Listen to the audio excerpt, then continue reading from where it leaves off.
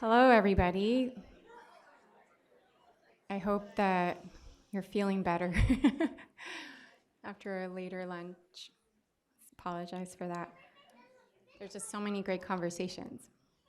So I will now love to introduce my colleague and friend, Effie Parks, who is a host of Once Upon a Gene, a podcast that will capture you with her powerful and authentic stories. Thank you, Effie, for being with us today, and I will let you take it from here.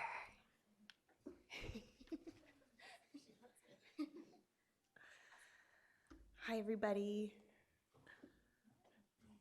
Okay, we've heard from some amazing speakers today, and they've covered a lot of really important topics, like genetics and partnerships.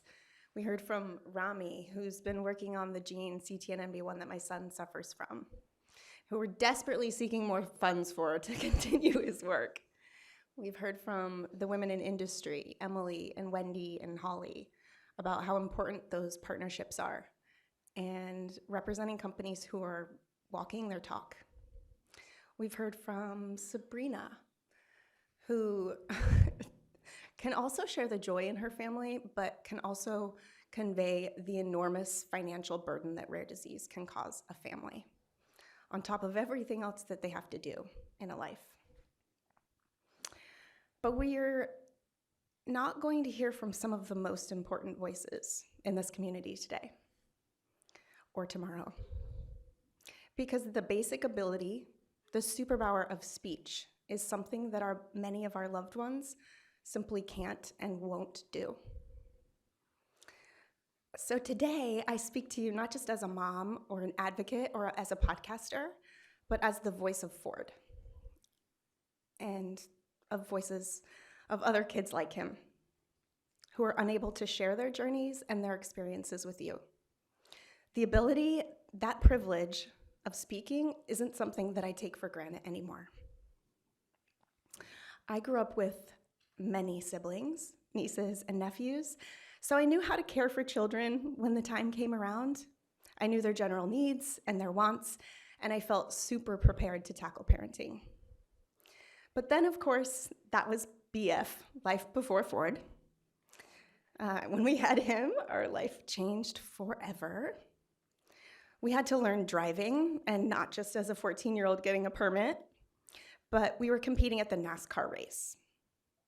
As new parents, we not only had to learn how to nourish him and learn a G-tube and provide him a safe environment, but we also had to learn physics and chemistry and biology and everything else that came with a genetic diagnosis, all at a PhD level in a short amount of time.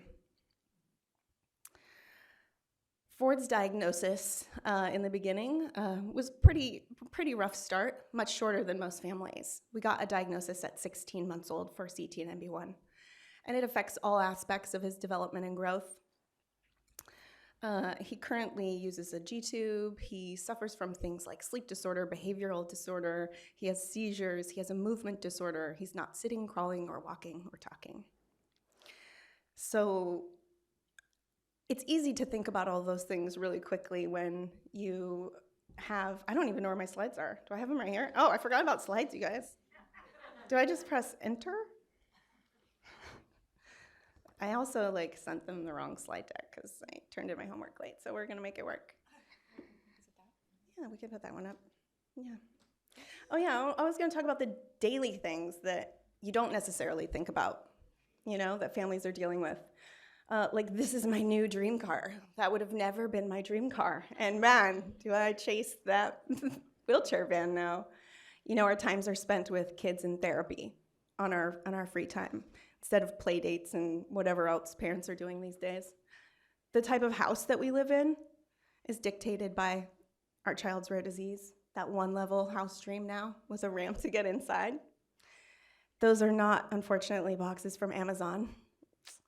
They're medical supplies that parents are unpacking all the time. Our counters, our cupboards, brings a new meaning of what kind of space we're looking for that too. Our entire daily life and every nook and cranny is filled with what we do to take care of our kids. And through all of this, the one thing I never expected to have to learn, and the one thing I never found to this day and I'm unable to find, is really knowing what Ford's thinking and what he actually wants. We talk about meaningful endpoints a lot, and things like meaningful endpoints is when all of the stars aligned and maybe there's sleep going well and the drugs are working well and things are happy, and then you can see it. You can see those glimmers in the kids of when they know and when you heard them and when they get that they got their point across, or they got the toy that they wanted, or they got to go outside when they wanted. And the amount of sparkle and joy that comes out of a kid who can't talk and who can't express themselves is really, really hard to even convey. It is just the best moment. And there's a luxury that comes, with being a parent to a kid like Ford. You wouldn't think that, but before Ford, I'm not sure I would have really slowed down and appreciated the magical things that happens, especially coming from a kid like him. I just don't think that I really would have lived so deeply. We often hear, you know your child. And what we don't hear them say is, what do you think that your child would want? And we're all expected to connect to these children at a level that's never expected from the general society. The burden of caring for a medically complex child, but also being their voice, can weigh heavily. Every child thinks their parents are superheroes at some point, but for those of us who speak, for those who cannot, it's true in a literal sense. Spider-Man's uncle, Uncle Ben, was right when he said, with great power comes great responsibility. And that's for all of us. For those of us that have a voice, it's just another part of life. It's a part of our body that we use just like our hands and our feet. But for those of us without a voice, it is a superpower, the most powerful one in the world. A voice has the power to change, and so we have to use our voices well and remember who we're using our voices for. It's imperative that we rise up to this challenge as we're uniquely poised to be that voice for our children, knowing we are all they have. We speak not just for our children or family, but also for those who are unable to stand up for themselves. Not everyone's fortunate enough to be here and to have a forum, to network, or to be empowered to find their own voices. Our power to think and our power to express is the most important part that we can all play as stakeholders in this rare disease journey. Oh my slides, you guys. Skip that one. I did have just an all Washington one for this, but I got messed up. But these kids, this is who you're working for when you leave the house in the morning or when you join your Zoom call. And when you're talking about policy and drug development and partnerships and lab work, it's these faces. So I would encourage you to even find yours. Find your Ford and your Raghav and your Lucas and your Lexi and your Ira when you're going to work every day for rare disease. Don't ever underestimate your power and your voice, because you're not only representing yourself, but you're representing our loved ones, your loved ones, and we have a really strong voice that we have to use for them. So just bringing it down to basics and reminding everybody who we're fighting for, it's these beautiful children. Thank you.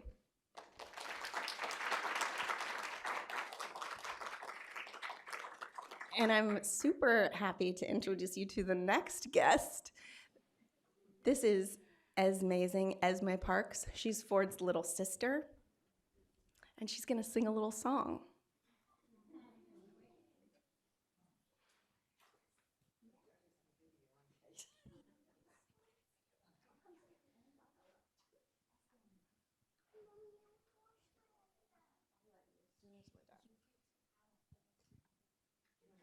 Sit on the chair.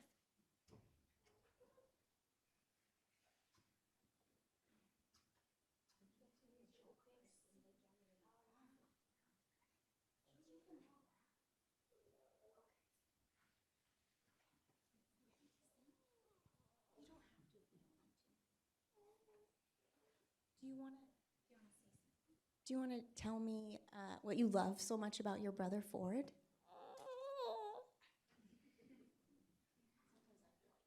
That's okay. You don't have to.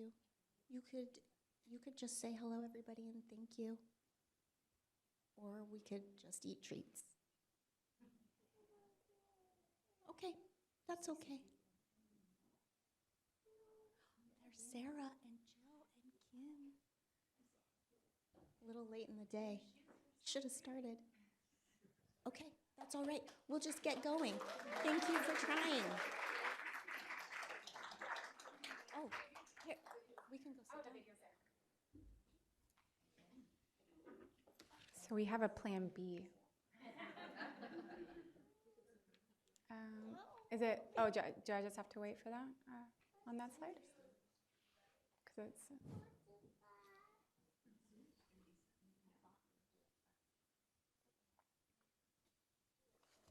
I guess while we get that video, I just want to say thank you so much to Effie for sharing your story and empowering others to share their stories through the podcast. Oh, she's ready? Oh, yeah. Okay, so I'll say it after.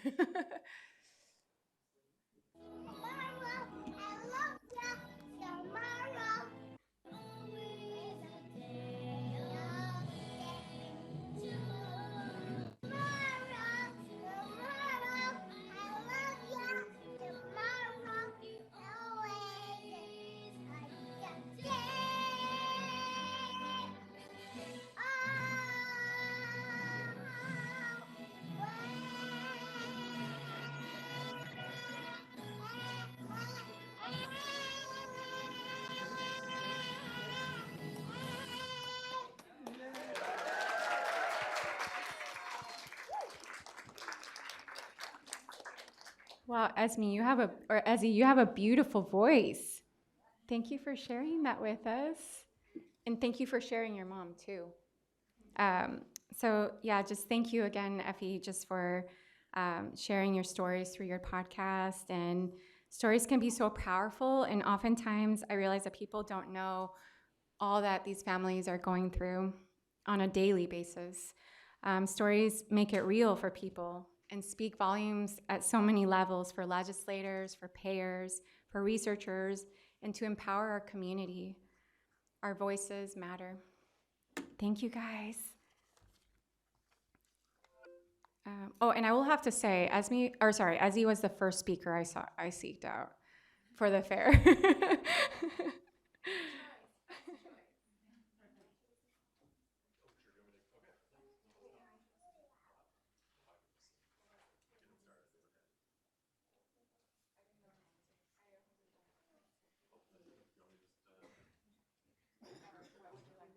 Am I supposed to? I don't know what I'm supposed to do now. I lost the thing. Okay, I'm sorry. I guess I'm supposed to introduce somebody, but is that what? I don't have the agenda. Okay. Are you next? Okay. I'm sorry. It's a little, yeah, we just had lunch, so we're trying to. Okay, so I'm going to introduce now Max. Max is the co-founder of the Northwest Rare Disease Coalition, and he's our policy person.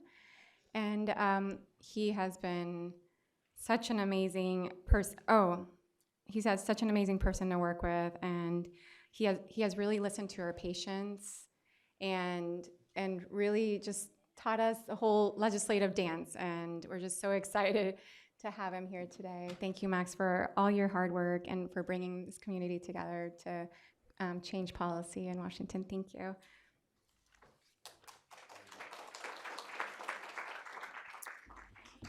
Hey everybody, thanks again for having me today. And Ezzy and Effie, thank you for sharing your story. I just became a father myself a couple months ago, and I can only ever think about every day, like how can we make a better world for everybody in Washington State and for our children in particular. So I hope as we start to talk about kind of the policy work that's going on, you see that as an opportunity to improve outcomes for patients in Washington today, but also for the next generation and folks still to come. So other Fords or Owens or Ruthies have more resources, more opportunities. I'm just really feel privileged to be a part of some part of that journey with you. So thank you again for your willingness to be an advocate and and do this hard work on top of everything else that you're already doing. So yeah, so this year in the past legislative session, we did some important work, but I think it's important to kind of level set the conversation a little bit with just some contextual things that were going on, so you have a sense of kind of the operating environment under which we're working to make progress on some issues that were important to the rare disease community. So the first thing is lawmakers were returning this year in person after several years of either hybrid or fully remote work. So they had been operating at about a third the capacity, I would say, of like a normal in-person year. So there were just a lot of unresolved conversations, important conversations that were happening this year. It's a year that is the first of what's called a 2-year biennium. So in Washington State, because we have a part-time legislature, they sort of split the legislative session over 2 years. So we're sort of right now in what I would call halftime, I guess you could say. The work that we're going to be talking about will pick up and resume next year. The progress we've made on the bills we're working on, and we sort of get to start at that same place as we go into the latter half of the biennium. That's a weird kind of structural thing about Washington State, but it's important to kind of have that context for our discussion. Lawmakers, they were tackling some immense and overdue policy conversations around how our state tackles housing, homelessness, behavioral health issues. There were a lot of important conversations around social justice, racial equity, things that lawmakers had been making some progress on and during kind of the COVID or remote years, but conversations that needed to continue to happen and did happen this year. So the first thing I want to do, Representative Milan Tai, who was the prime sponsor for our bill that will expand rapid whole genome sequencing to patients. She wasn't able to be here today. A lot of our lawmakers really did want to be here, but they take some time off after the session concluded, which is just a couple weeks ago. But she did share along a video, which I will maybe try to share with you here quickly. She wanted to say a few words to the community, many of whom, here we go. Oh, I see on the next slide. Okay. Many of whom showed up and met with Representative Tai, met with many other lawmakers in the advocacy work. So let me see if I can do this without. Hi, There we go. I am Representative Milin Tai. I am the proud sponsor of House Bill 1079. This community has come in advocating for the structural policy changes that will provide better and more consistent access to healthcare for rare disease patients and their family. With rare diseases, I know that time is the essence when seeking diagnosis and finding the right treatment pathway. House Bill 1079 would expand access to rapid whole genome sequencing for children under the age of 1 who aren't able to receive diagnosis through conventional testing. That is exactly the sort of solution that we need to prioritize moving forward. Having met and worked with many of you this year, I know that other legislators will also become champions for rare disease community issue just as soon as they meet you, hear from you, and understand the urgency for this action. We are only halfway through the 2023-2024 biennium, so I need your help. By meeting with your legislators during the interim, bringing your voice back to Olympia come January so that we can get House Bill 1079 all the way through the finishing line. Thank you, and I will see many of you soon. Okay, great. So I just wanted to share that message to you. Representative Tai relayed to me after we did the lobby day this year. A good example last year in the House Healthcare Committee, couldn't even get the chair to give us a hearing on some of the legislation.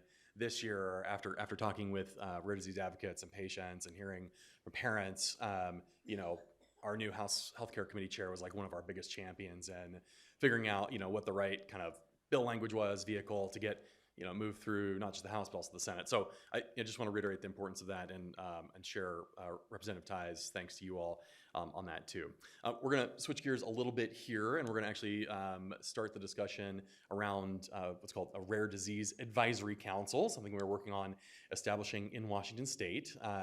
So I'm going to invite a couple folks to join me here. Mary McDermott, who's the founder and chief experience officer of the Special Abilities Network based in Spokane. Mary is also the founder of the Rare Disease Day event with Washington State University that happens on an annual basis. I highly recommend either tuning in via Zoom or if you can make it in person, going to that event if you're able. And yeah, feel free, Mary, just grab a chair wherever you're comfortable. And then Lindsay Topping-Schutz, who you've heard from today already, I know, but she's a Northwest Rare Disease Coalition board member, one of our lead advocates, an activist and a lobbyist, and just a rock star. And I've learned so much from you both, through all these processes. So thanks for joining us here today. I'm just going to say a couple minutes about the Rare Disease Advisory Council bill, just kind of explaining what is a Rare Disease Advisory Council, some of the work that we are doing this year, and then we'll have a longer conversation about that kind of day-to-day experience, a little bit of history behind the effort that Mary's going to help us articulate too. So just very briefly, a Rare Disease Advisory Council is actually an entity that's been established in 26 other states across the nation. It's a council comprised of 12 people that are empowered by the state of Washington to study and make recommendations to the legislature about gaps in healthcare access for rare disease patients and potential policy solutions they could consider to help address some of those gaps. Here in Washington, our version of this bill had a couple of different points of emphasis. One was to create what's called an incidence and prevalence report of rare diseases in Washington State. Something we've encountered in the past is our state's healthcare authority, which administers the Medicaid program for low-income families, has refused to give legislation that helps rare disease patients a fiscal note or a score because they say that they just can't count or they can't account for the amount of fiscal impact in the state. What that means is that as advocates, we can't pass any legislation that has a fiscal impact because our state agencies are saying they can't or won't count the number of rare disease patients in the state. So that's a really important first thing that we're trying to get done with the Rare Disease Advisory Council. Also, the RDAC in Washington would have looked to create kind of a central website with resources for patients and families. We've heard a lot from folks like the number one resource is Google. After you get a diagnosis, you try to find a resource or an affinity group online. We think there's probably a better way to help people get connected to resources they might need, clinical or otherwise. And then third part of the legislation was creating a continuing medical education program for physicians too. So and any clinicians, sorry, not just doctors, but for clinicians to better be able to recognize and treat rare disease patients. So that's a little bit of overview of kind of what we're up to, and I'm gonna make my way over here, and hopefully this microphone will click on. We'll find out in just a second. Okay, there we go. Here we go. We have a nice spacing thing here too. Hi. Oh yeah, here we go. Okay. Hello. Oh, okay, you're right. Okay, I got it. No, I get it. No, you're right. Okay. So, team, good to see you guys again. Lindsay, let's kind of start with you. And we're talking a lot about, from a policy level, Hi, how do we? I am. Uh-oh. Okay, Rep. Ty, she's so good. Sorry, we're talking, kind of this top line policy conversation, like what are the gaps? How do I identify the gaps? I saw you testify many times in committee, really taking that 100,000 foot kind of more academic conversation right to home, to describe the patient experience in a way that was really compelling to lawmakers. Why don't can you help us just kind of talk through, right, what is a day in the life, and how do you see some of the improvements that the RDAC would bring helping rare disease patients in Washington State? Yeah, I am happy to do that. I think that for families like ours, and you have heard story after story today, we are all kind of running our own little circus, and it is exhausting. And there's only so much time in the day. There's only so much energy and capacity and connections and dollars. And so I think that for me, I look at something like the RDAC as finally someone is coming to help us. I think that a day in my life is never the same, but it's isolated. I am around people and talking to people oftentimes constantly, and yet I still feel alone. My child is 40 glorious pounds of just sort of dead weight that I'm carrying. And he is the biggest blessing in the world, and he is also a challenge in every way. Our life is not normal. We don't have a normal social life. I don't work outside of the home. And in order to get things moved at the state level, in order for our lives to be better and the lives of children and families that come after us, this type of legislation has to happen. And so I think that having one organized group of people who want to be there, who have the right information and knowledge and power and a seat at the table is truly going to be what kind of pushes us from one of the lowest ranking states in the way that we treat people with disabilities, hopefully a bit higher on that. I said, I believe at one point, I hope that people will start to care as much about rare disease and people with disabilities as we do our football team. If we were failing in our football team the way that we do for this population of people, we wouldn't stand for it. So I just think that anything we can do to organize in a productive manner to move forward is going to be a huge gift, not just to all of us here today, but so that generations later we're not having the same conversation. Right. No, that's a great point. When you think about, 1 in 10 patients, right, experience rare disease, 750,000 Washingtonians, I think, if my math is good. And that is greater than the populations of HIV and cancer combined, right? So think about if it was taking 8 years to diagnose cancer or HIV, how quickly our whole ecosystem would shift to try to address that gap. Like, that is the urgency that lawmakers, I think, need to feel around the rare disease community. And I think your advocacy certainly is helping us get closer to finding some of those policy solutions. So thank you for that. And There's one other please, thing yeah, I want to say. please. It would be amiss if I didn't. I think that the other piece, and this was mentioned earlier today, lawmakers have no idea, Right. truly no clue. They misunderstand, they make assumptions, and I don't think that they are all bad people who don't care or want to know, but literally if you take just a couple of moments, you don't have to have a rare disease or a loved one to send a quick email or a call and explain to them why some of this matters.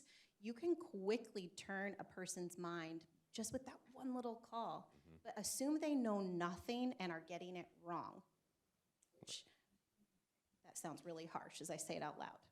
I don't think it's on purpose. They're just very busy people with lots of different backgrounds, and they may not know unless we tell them. Right. Well, structurally, we do have a part-time legislature, so that means that many folks are going to a different day job, right, than their legislative responsibilities. So I think just to double down on that point, don't assume anybody knows, because they usually don't, frankly. But once they do, or once they talk to Lindsay, or Mary, wow, you can typically count them on board to be a champion for issues. It's pretty profound. So Mary, you've been working towards creating lasting policy change for rare disease patients in Washington State for quite some time, including a 2019 effort with Senator Rivers to expand Medicaid coverage for rare families.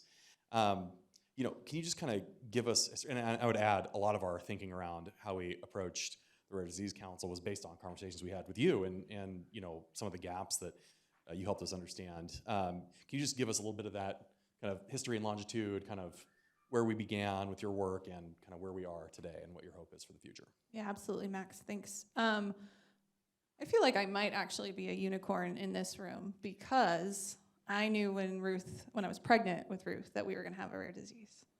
Our Rare Disease Alliance is also 20 years plus old, right? It's awesome. I'm the benefactor of this stuff working. So if you're in the first stages and you're like, oh my gosh, it's going to work, It is going to work, right? Because I'm not spending time with the TSC Alliance today. I'm spending it with you because I care about all rare diseases and all rare patients getting better care. And so I get to spend time on that and think that at that stage, right? Rather, and I get the startup and I get all that, but they don't need my attention. Washington needs my attention. You guys all need my attention. I'm also the benefactor of Ruth being on a seizure vacation since March of 2020, right? I'm on the opposite end of Effie and you, right? We are thriving. It's hard to say out loud in front of you guys that, right? I'm a parent right now. I'm not a caregiver. It's different, okay? So I can, and I'm not going to speak for Ruth. Ruth can speak for herself when she wants to, but I can speak as a parent and a caregiver, right? And it's great to be on opposite sides. It's hard, but I appreciate, me being able to say, hey, some of this stuff's going to work out. It's going to be great, okay? And that's why from the very beginning, I'm like better exposure, more care for all rare diseases. Not just Ruth, not mine, not yours, but we need the care to be everywhere. So I jumped on the NORD Washington representative. I was that for 3 years when Ruth was 6 months old. I was on that remote testifying for Medicaid to be approved if you have a rare disease diagnosis, which had some problems with it at its core. But every time I go talk to someone, a legislator, WSU, because I'm over in Eastern Washington, to say, hey, we need a rare disease center of excellence, they're like, great. How many people is that going to affect and what's it going to cost? And I don't have an answer. And if you go to legislators and you ask for something, you better have something to back it up. And I can't keep going and saying, I want these things because we're awesome and we're huge and we need your help and not have that data to back me up. So it started really early at Spokane on the WSU campus because they have everything our families touch. They have pharma, they have med school, they have nursing, they have PTOT speech. I love you dubs peeps, but we have a bigger medical school on our side now than you guys do here. So come on over to our side. But it was bigger than me. It is bigger than me, and I have time and effort to put towards it for everybody. And that's why I think this RDAC is important. And my whole push with legislation is that I'm a super user of your system. I know lots of things about your system. I know great things, I know bad things. So if you want to make the whole system better for all Washingtonians, and you want us to be your resource for information, that's what I care about the most. Lindsay, you were on the ground lobbying, talking with lawmakers. Help us demystify that process a little bit. Is it terrifying? Is it fun? Is it kind of, yeah? I mean, it's what you want it to be, House. Yeah, it's okay. It is not. Generous answer, yeah. Yeah. I don't think it needs to be as scary as people think it might be. I think you have to remind yourself that they are there for each and every one of us. They work for us, and some of them are very approachable and very interested in the subject matter, and some of them are not. Some of them are gracious and kind, and some of them are not, because it's a group of humans. And I just wish that anyone that has so much as an interest or even just the willingness would give us a shot and come with us, because the other part that we haven't shared is that when we go down, there were maybe 10 of us. Yeah, I mean, there were just very few of us, and we show up in Olympia with an entire competitive front line of other groups that have a lot of money and a lot of people. So we are small but mighty.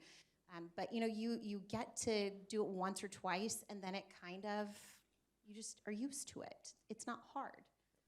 And we have great people like Max who help answer questions and kind of push us through. And if you're lucky enough to be in the group with Sarah, you just sort of sit back out of the way and you learn and you listen. And, some of the times you walk away and you've kind of flipped somebody, and it feels really good. I think that I take Owen with me as many places as I can, even though he may not always love it, especially as he gets older. He's loud. He requires a lot to go. But you can easily forget my face and my voice. But you better not forget his cute little face and that red hair, right? So I think that it's a way for a lot of, I think, patients and patient advocates to feel like we have a place to put all of the energy inside of us that wants to make a difference. So I really encourage everybody to give it a shot. It's not that scary. Like I said, just partner up with Sarah. You'll be fine. This is Sarah. Perfect. Well, thank you both so much for joining us here today. I really appreciate it. One more round of applause, please. Yeah, you guys are great. It's awesome. Thank you. Okay. The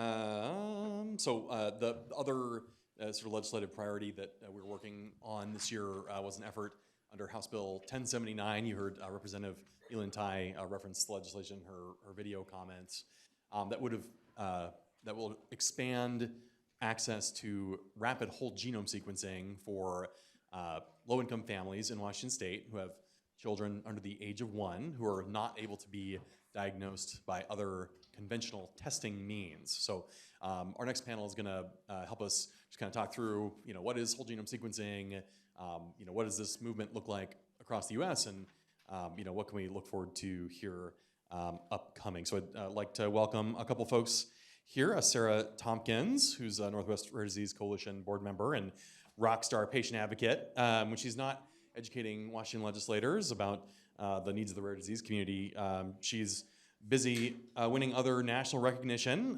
She was awarded the Sash and Crown for the Miss Wheelchair USA of Washington for 2022 as well. So welcome, Sarah. Oh, thank you. Yeah, great. And so we also have Jessie Conta joining us today, who's the Laboratory Stewardship Consultant for Seattle Children's Plugs Program, and then the owner of Pickhandle Consulting, and she is a genetic counselor by trade. Welcome, Jessie. And Maddie Arnchild is also joining us. She's the manager of equitable policy and payer engagement for Rady Children's Institute for Genomic Medicine out of California. They've been leading a lot of the kind of national work around this expansion effort. So here to give us kind of that national perspective too. So thank you all for taking the time to join us, for traveling near and far to be a part of the conversation today. So Jessie, I'm sorry, let's actually go round robin. We'll have folks just give a couple minutes of introduction about themselves and their backgrounds. Maybe Jessie, do you want to start with that? Okay, thanks. Absolutely. Thank you, Max. Can you all hear me okay? Great. It's just been such a pleasure to participate in the day, so thank you so much for a great day so far. Again, my name is Jessie Conta. I am a board-certified genetic counselor and owner of Pickhandle Consulting, where I'm focused on identifying and removing barriers to access and financial coverage of genetic counseling and testing, so fits nicely into all the conversations we're having today. I spent the last 15 years at Seattle Children's Hospital in both clinical role and in the laboratory, leading our lab stewardship program. And what that really just means is trying to help get access to testing, navigate the hurdles and hoops that are present, and prevent surprise bills. And then I'm also a co-founder of Plugs. You might have stopped by the Plugs booth out there. That's a national collaboration focused on laboratory test stewardship. So trying to take the learnings that we've grown at Seattle Children's and help others around the country get access to testing that you should and make sure it gets covered where it's appropriate. So thanks, Max. Great. Yeah, Sarah. Thank you.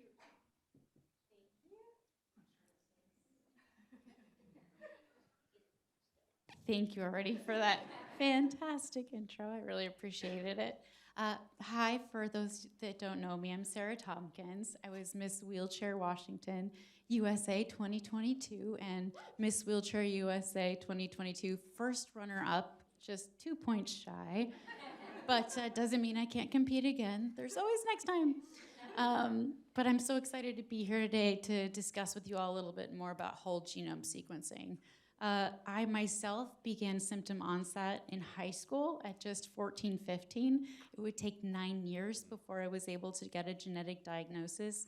And even then, it didn't really tell me the specific type of what genetic connective tissue disease I had, only that I had the genetic version of it. And so it really goes to show that once I got that diagnosis of Ehlers-Danlos syndrome, I was able to get these diagnoses of other sister diseases or comorbidity diseases that are also rare that go in conjunction with Ehlers-Danlos syndrome, so much so that we're often called EDS and Co. zebras because there's quite a list of different related conditions, making it all the more important to have the kind of coverage for whole genome sequencing, and not only the accessibility of that, but the coverage of that as well. Because not only will it benefit you, your family, your support groups and patient populations, but our entire community of patient populations, which is so incredibly and impressively expansive and really meaningful. Okay, Maddie. Thank you, Max. And I would echo what Jesse said earlier about this forum. It has been fantastic to listen to the sessions and to join in a really diverse set of conversations about rare disease. So I work for the Rady Children's Institute for Genomic Medicine. We're located out in San Diego, California. And what the Institute has done is really pioneered clinical use of rapid whole genome sequencing, specifically for very, very ill kids who end up hospitalized with rare disease. So the Institute started out in 2014 using research protocols to get genomic sequencing into providers' hands to be able to find these diagnoses and give answers to families. And then as that's transitioned into a clinical service, that's as a result had us step up into this space of saying, well, how do we get it more broadly accessible and done in an equitable way where people can actually access this testing, not just when they get to hyper-specialized centers or regional centers, but where they're landing at in any sort of level 3, level 4 NICU, any high acuity PICU. And that's what's caused us to enter the advocacy and the policy space so that the tools that we have available to diagnose children early on and inform their care are appropriately accessible. And we have a long way to go, but a lot of success along the way and a lot of learnings to take forward. Great, and really important, thank you. Jesse, let's start with you. Since you have such extensive clinical background, helping patients access and interpret results from genome sequencing, just take us back kind of to square one. Like, what is a rapid whole genome sequence test, and how is it different from other kind of past diagnostic technologies that we might have been using previously? Sure, absolutely. I know.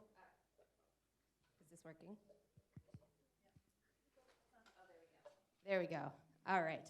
I was thinking about turning in this like a Pictionary, first word, this many syllables, that sort of thing. But actually, today we've had such great presentations with visuals about DNA and sequencing, so I'll just keep it concise so that you can give your elevator speech if you're with a legislator or a payer or someone. So our DNA is organized into approximately 20,000 genes. Your entire collection of DNA is your genome. Laboratories use different technologies, often sequencing, to read through your genetic code or your DNA to look for changes or variants that can cause disease or affect your risk for disease. And so sequencing of your entire genome is called whole genome sequencing. And the rapid part is just how quickly we can get to results. So rapid typically is hours to days versus maybe in a more standard turnaround would be weeks to months. So what I like is kind of reflecting on the time that I've been involved in genetics, the evolution of these technologies and the excitement that we've all felt when we can actually use the technology and solve a mysterious diagnosis. And really up until very recently, we had to do just one test at a time and hope we'd pick the best test. Sometimes that worked. If we had a pretty clear diagnosis or what we were looking for, that worked really well. But that's not often the case. And when you don't know what you're looking for, it can be really costly and take a lot of time. So enter rapid genome sequencing. The way that we described it during the legislative sessions to folks who don't understand it as well is it's basically taking a lot of tests we already have and combining them into one so you can get it more quickly, more cost effectively. The analogy I like to use is your smartphone. So before we had these cool cell phones, we had a camera, your video camera, your telephone, your calculator, and now everybody has upgraded to the latest technology, smartphones, and so that's really what we're trying to do with rapid genome sequencing, and really why I'm excited about this legislation, hopefully making it over the finish line next year. Absolutely. That's really helpful. Thanks. Maddie, Rady's was really integral in developing this kind of testing methodology, ensuring that a handful of states across the country are starting to adopt it.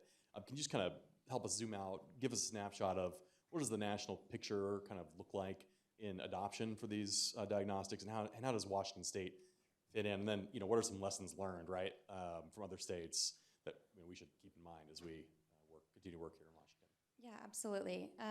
So right now, Rady Children's alone is partnered with over 90 clinical sites that utilize rapid whole genome sequencing, and we're just one lab. There are a handful of labs that offer this and have other partners. So there are a lot of people actually who want to use this tool, can sometimes use this tool, and then a select few of those that can truly use this tool whenever they have a patient that is a good fit for it. With the growth in clinical adoption of rapid whole genome sequencing and the attention to the impact of it, its clinical usefulness, and some of the economic savings analyses that have been done with that, we've been able to take that forward and start engaging state offices, right, those agencies that administer the Medicaid programs, as well as some commercial plans, and open that dialogue and show them the data, because like people have mentioned here before, a lot of the times it's just not on their priority list. So now what we have is, a decade's worth of data to show them just how impactful it can be in specific patients' families' lives. So a snapshot of what the landscape looks like now: there are 6 Medicaid programs that do cover rapid whole genome sequencing, and some of them do it better than others. And by that, I mean it's implemented in a way where it's actually giving access. There are 12 or so Blues plans that have medical policy that's favorable towards rapid whole genome sequencing, and a couple of the major national insurers, United Health, Cigna, they've recently taken positions on outpatient whole genome sequencing, which is a step. It's not a different application of this technology, but it's a good step in the right direction from these kind of giants in the insurance landscape. Got it. Great. Thank you for that. So Sarah, you were on the ground lobbying for 1079 this past session. Just tell us about your reaction from lawmakers. Like, did they get it? Did they not? How were your conversations going? It was a really interesting day. I probably learned more advocating that day than a lot of my other experiences advocating for Rare Disease Week or Rare Across America on a federal level. We would, and granted there might be 3 or 4 of us in some of our meetings, and we were able to go into some of the specifics about our day-to-day needs and medical care and access issues, but how whole genome sequencing was really going to address this. But just by the nature of knowing there are around estimated 10,000 now known rare diseases, it's going to take a lot of those meetings for each of us to have a 3 to 4 minute little quick blurb about what our life is like living with this disease, what is the disease, what are the treatments that are happening so far. So there's just certainly a lot of foundational educational awareness and advocacy that has to be done. And I think that that's where we have this incredible opportunity to be so creative, though. By taking a picture of this auditorium, I can say, look, the 3 of us in this meeting were actually representative of this entire community. And so it really is, the onus is on us as a community to really be able to convey the urgency and the need required by these communities, because certainly some of the representatives and senators that I spoke with were so enthusiastically supportive. Yes, I want whole genome sequencing. Count on me, I'll support it.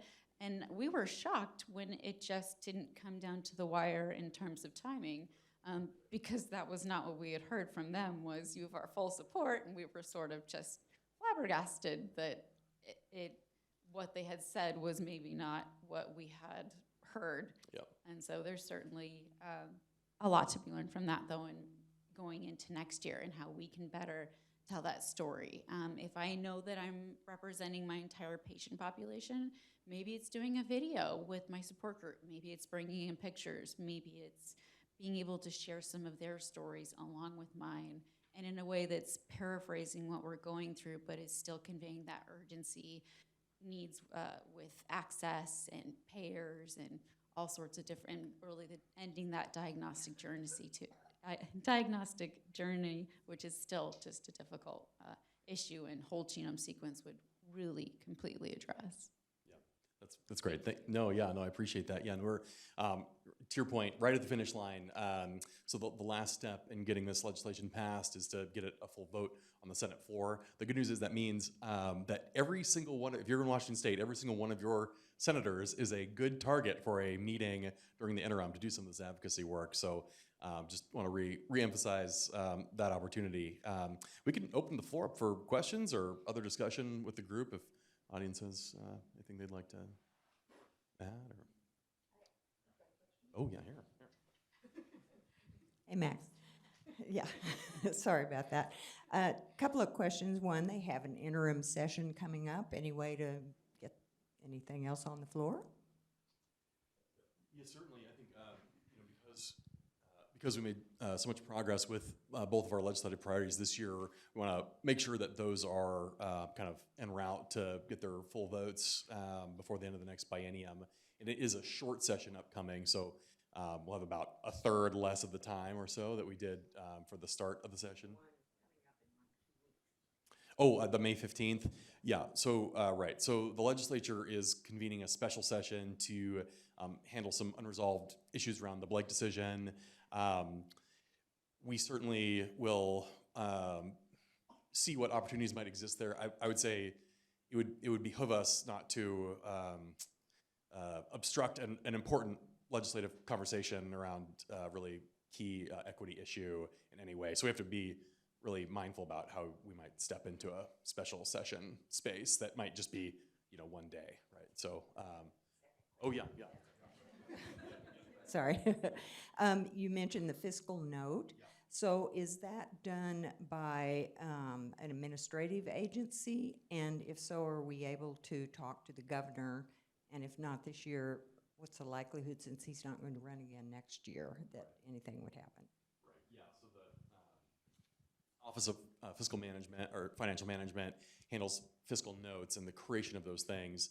Unfortunately, those staff are not accessible to the lobbying process. I wish they were. But yeah, we certainly will be having a conversation with the governor this year. I think the way that the Department of Health has approached this issue has been unhelpful to us. Ultimately, we could use the governor's support.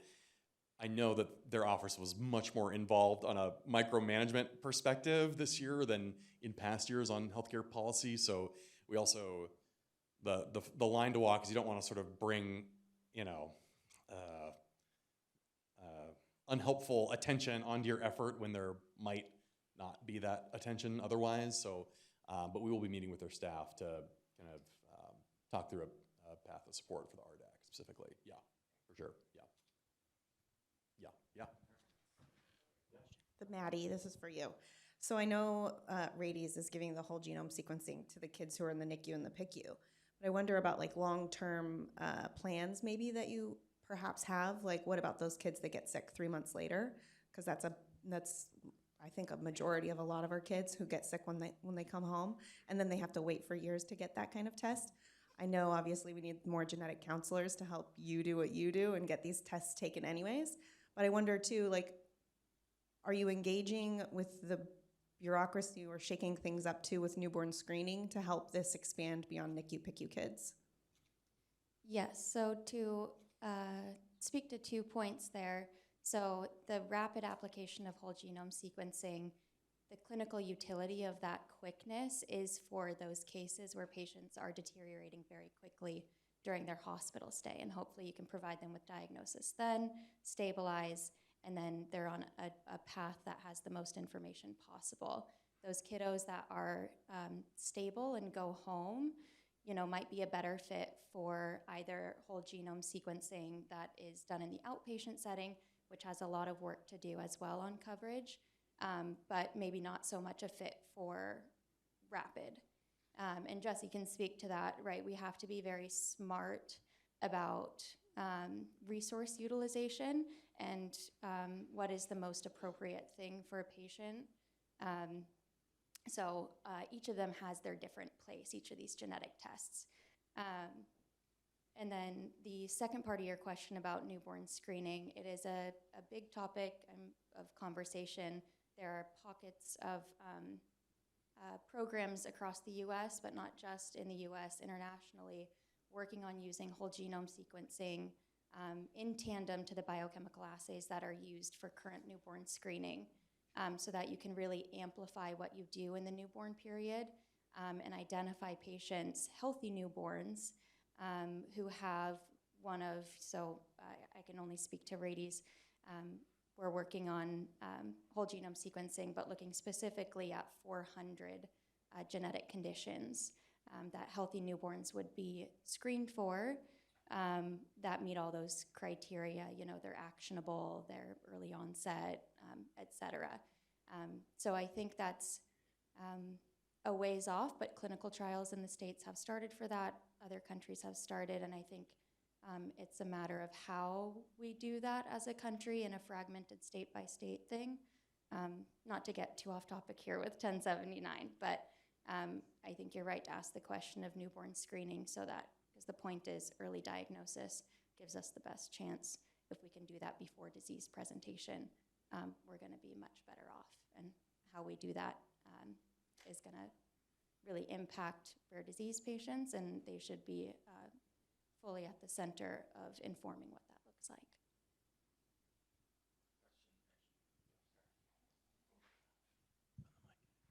Yeah, thank you. You kind of answered some of what my question was, but I was wondering about with the rapid testing, how often do you also test the parents? Are you ever looking for de novo things, or are you looking just for things that you already know? And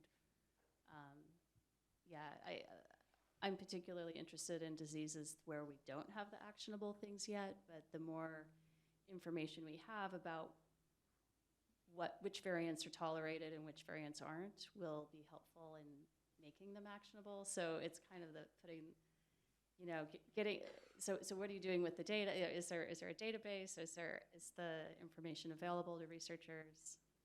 Not treatable is the reality for most of these conditions right now, but I'm going to let Jessie answer your question. So definitely the recommendation would be trio testing. That's how you're going to get the rapid, you know, you would analyze the patient and then be able to compare it to the data produced from both parents and get to a quick, as best you can, understanding of what a variant might mean. And so I think then our challenge with this type of testing is articulating to legislators or payers about why they need to cover that broad of a test and why it's important to do it all at once. But I think we have, you know, there's lots of good resources for us to be able to advocate for that. And then I know, you know, being at a center of excellence like Seattle Children's, folks are taking that raw data and sharing it so that, you know, we can share if there are variants that we don't know much about and try and build evidence for supporting this testing and supporting that patient who has had the test. I think that kind of gets at what you're asking, Jared. Go ahead. My question is kind of related to both of the two prior questions, and it's more about reanalysis, because when you're sequencing individuals in the NICU and PICU, only a percentage, maybe 25%, 30% of them, you might find something where the community thinks, the medical community thinks that there is something that is tied to a human condition.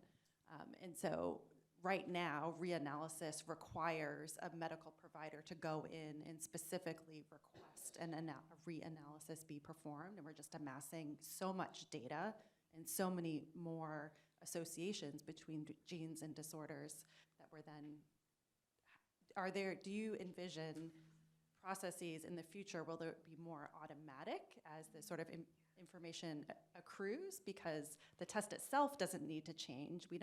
Our DNA doesn't change. We don't need to assay it again if you're from that whole genome space, most likely, but we need to look at it over and over and over again as this information accumulates.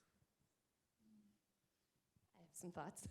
Well, I know that we're getting close to the end of time too, but I think there's sort of 2 points that I would highlight. So I completely agree, Kim, that reanalysis, I think, can be extremely impactful. Once we have the data, why not be able to go back and look at it? And there's obviously very impactful stories about how that can reach the diagnosis. So I think what I would love is, it's a call to action, is guidance from our professional societies and others about the timeline for that. Like, is there best practice around when reanalysis should be done? When do we reanalyze versus run on a newer platform? So I guess the second part of it is really around our fragmented healthcare system. So we need to be able to get reimbursed. You know, healthcare is a business, so you have to be able to order for that and get reimbursed for it. And we all change around not only our health insurance, but our healthcare providers. So we can imagine a world where we would have our genome and take it with us and be able to reanalyze, but I'm not sure that's the reality we live in the US. And so having some other ways to have guidance for when we reanalyze and when we re-perform testing to get an updated result. So perhaps not satisfying, but go ahead, Sarah. I just wanted to also add, there's a federal bill, Access to Genetic Counselors Services Act, that would really help enable genetic counselors to navigate that testing process.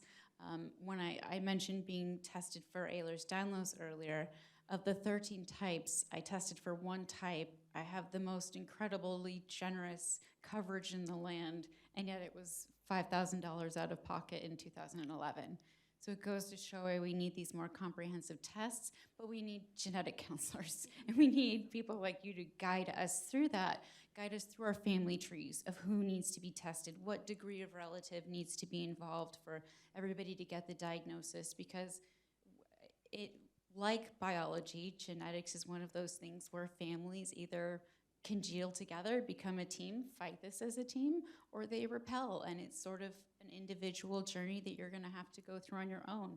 It's complicated because it involves family, but that's why it's all the more important that this community is a family to each other, and that we really support genetic counselors and being able to get access to whole genome sequencing tests like this, because it really does move our entire community forward so greatly. And Carrie, we can catch you after the. I just want to have one comment in Sure. terms of strategizing. I looked at this National Economic Burden of Rare Disease study. This is I talk loud. Yeah. Hello.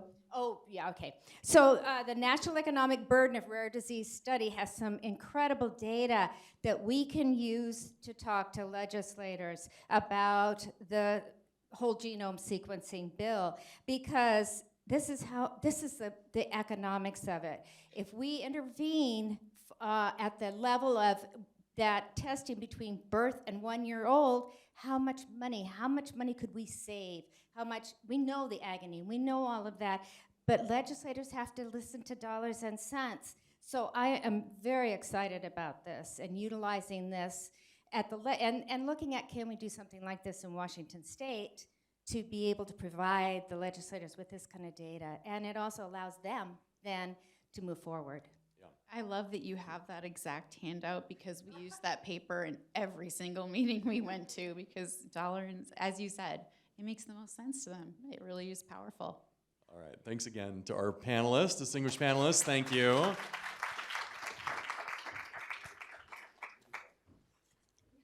Thank you to, Thank you to all the amazing panelists. And can I just say that everyone needs a Max in their state? It's just, thank you so much for moderating Max's Section 2 and coordinating it. And all your work in just leading and empowering our patients to have a voice in legislation. So you really do make it really easy for patients. So thank you. And thank you for all our speakers. I just also want to just thank our legislators for your hard work, for their hard work and kindness and support. They do have a lot of responsibilities in a heavy load that they have to carry. So it is an exciting time in science, though. So we need our legislations. We need our legislators, and we want to work with them and help save lives and try to help make things affordable too. Again, thank you for our speakers, for your dedication and love to and paving the road for us. I want to also thank our sponsors again, Seattle Children's Research Institute, Pfizer, Pharma, Illumina, Vertex, Ultragenics, Alexion, Mazi Therapeutics, Regeneron, Decimum Consulting Group, Born a Hero Research Foundation and the Northwest Rare Disease Coalition. Oh, and the burden study is actually on the Northwest Rare Disease Coalition booth if you want to get that flyer. So we're going to go on a quick break, like really quick, till at 3:30, be back, or maybe you just have time to stretch, I don't know. And then again, we'll be playing the music during the break that was written by the kids from Sing Me a Story.